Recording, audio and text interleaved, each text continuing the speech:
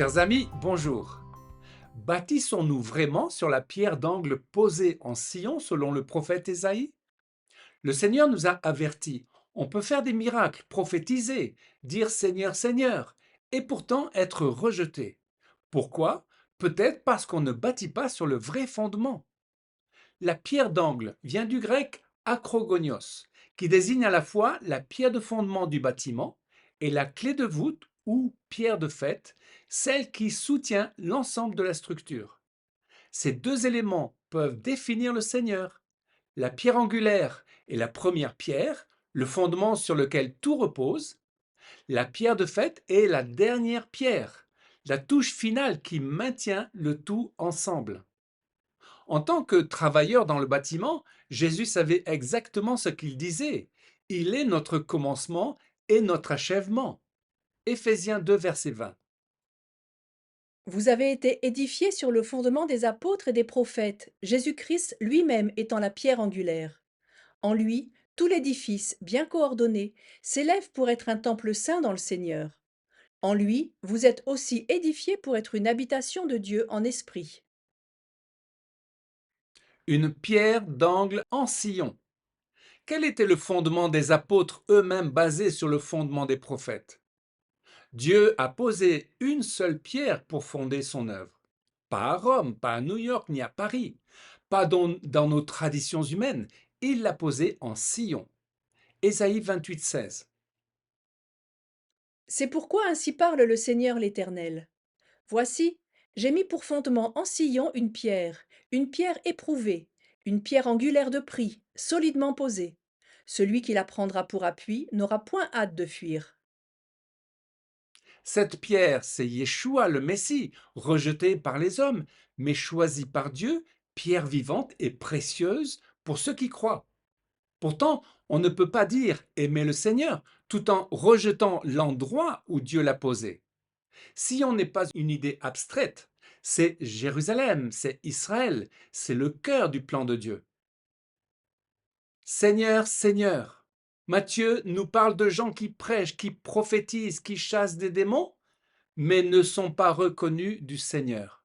Mais quel terrible constat! Et s'il s'agissait de ceux qui ont voulu bâtir un royaume sans la pierre d'angle? Ce ne sont pas des païens, ce sont des croyants, des gens qui parlent de Jésus, et ils ne font pas la volonté du Père. Matthieu 7, 21 à 23. Ceux qui me disent Seigneur, Seigneur, n'entreront pas tous dans le royaume des cieux, mais seulement celui qui fait la volonté de mon Père.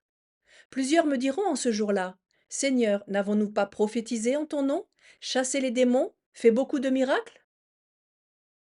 Jésus déclare alors, je ne vous ai jamais connu, retirez-vous de moi, vous qui pratiquez l'iniquité. Ces croyants sont dans l'iniquité.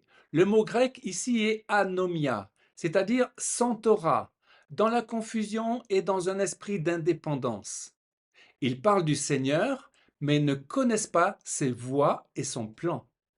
Ils ont pris le nom de Jésus, mais ils ont ignoré son identité en tant que Messie d'Israël et le lieu où Dieu l'a posé, c'est-à-dire Sion.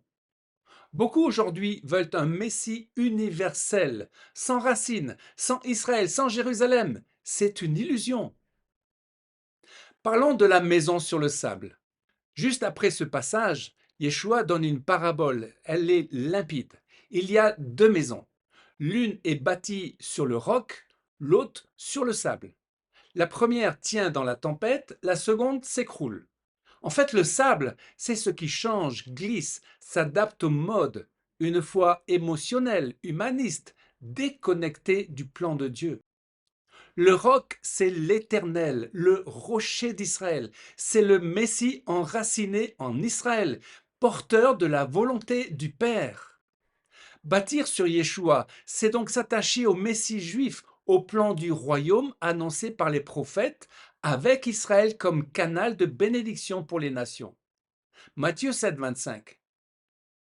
La pluie est tombée, les torrents sont venus, les vents ont soufflé contre cette maison. Elle n'est point tombée parce qu'elle était fondée sur le roc. Mais quiconque entend ces paroles que je dis et ne les met pas en pratique sera semblable à un homme insensé qui a bâti sa maison sur le sable. Une pierre d'achoppement. Dieu a choisi Israël comme fondement visible de son royaume.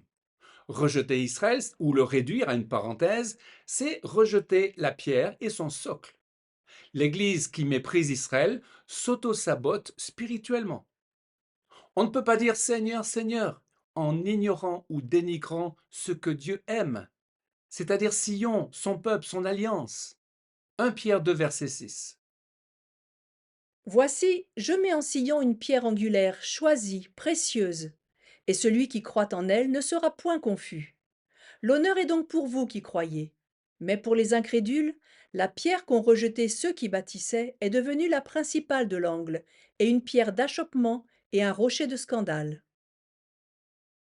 Pierre nous dit que ceux qui ne croient pas trébuchent sur cette pierre. Pourquoi?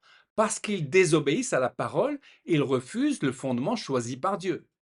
Rejeter Israël, c'est donc rejeter le lieu du fondement et la fondation même du royaume sur lequel le temple est bâti. J'ai mis, dit la parole, j'ai mis pour fondement en Sion une pierre éprouvée, la pierre d'angle. Zacharie 2,8. Voici ce que dit l'Éternel, le Maître de l'univers. Après cela viendra la gloire. Il m'a envoyé vers les nations qui vous ont dépouillés, car celui qui vous touche, touche à la prunelle de son œil. Me voici, je lève ma main contre elle. En rejetant son peuple, ses racines, sa ville, son retour en gloire à Jérusalem, on est semblable à ceux qui touchent Israël la prunelle de l'œil de Dieu. Et le Jésus que l'on prêche alors est détaché de la vérité divine. Le rocher d'Israël. Sommes-nous comme les nations qui trébuchent sur la pierre, le rocher d'Israël? Zacharie nous avertit clairement. Zacharie 12, verset 2. Voici, je ferai de Jérusalem une coupe d'étourdissement pour tous les peuples d'alentour, et aussi pour Juda. En ce jour-là, je ferai de Jérusalem une pierre pesante pour tous les peuples. Tous ceux qui la soulèveront seront meurtris, et toutes les nations de la terre s'assembleront contre elle. Même Juda bute contre cette pierre. Aujourd'hui, nous voyons combien Israël est divisé entre ceux qui considèrent Tel Aviv comme étant la capitale et méprisent donc Jérusalem, et ceux qui ont l'amour de Sion. Israël vit la confusion de la fête de Hanouka.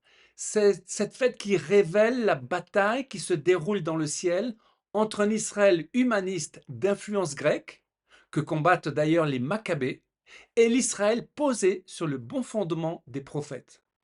Prions pour l'unité d'Israël. L'Église des nations est tombée dans ce piège par orgueil. Depuis 2000 ans, elle a ignoré la qualité de cette pierre d'angle, une pierre éprouvée. Ce qualificatif vient de l'hébreu bachan, qui veut dire éprouver, discerner. L'Église n'a pas compris les desseins divins. Elle n'a pas discerné les temps prophétiques. Chers amis, faisons cette prière comme David. Sonde-moi, Éternel, éprouve-moi. En hébreu, c'est Baraneni Adonai. Si nous devons passer par le creuset, soumettons-nous à sa volonté, au plan divin, en vue d'épurer l'or, d'éliminer toutes les scories et rejeter les fausses pensées. Appuyons-nous sur la pierre d'angle qu'est le Seigneur, le Messie d'Israël, pour être nous-mêmes des pierres vivantes. Amen. Chers amis, à une prochaine fois pour une nouvelle vidéo en direct de Jérusalem.